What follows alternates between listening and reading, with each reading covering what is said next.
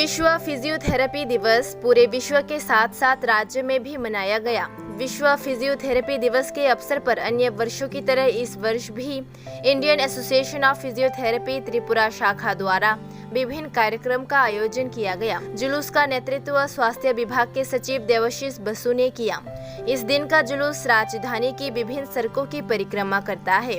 स्वास्थ्य विभाग के सचिव देवाशीष बसु ने कहा कि अपनी दैनिक आदतों के कारण कई तरह की शारीरिक समस्याओं से लोग जूझ रहे हैं।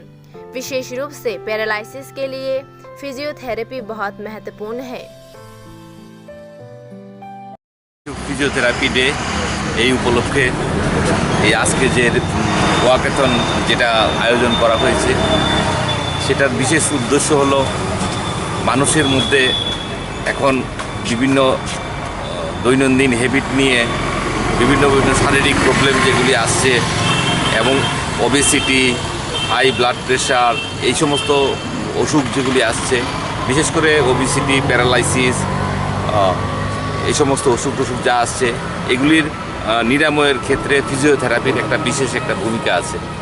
তো এই ক্ষেত্রে যারা ফিজিওথেরাপিস্টের যারা স্পেশালিস্ট আছেন তারা আগে আগরতলা এবং রাজ্যের মধ্যে ফিজিওথেরাপিস্টের সেরকম একটা প্রফেশনাল বডি ছিল না, এখন একটা প্রফেশনাল বডি হয়েছে।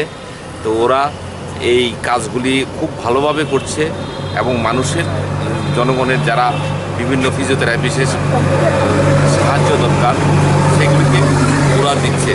তো আজকে এই প্রোগ্রামের মাধ্যম দিয়ে জনগণকে অ্যাওয়্যার করবে ফিজিওথেরাপিস্ট যে সাবজেক্টটা আছে এটা কিসের জন্য দরকার, কেন কি দরকার, আরও ব্যাপকভাবে মানুষের মধ্যে যেটা প্রসারিত করতে পারে সেটার জন্যই আজকে এই র্যালিটা। ধন্যবাদ।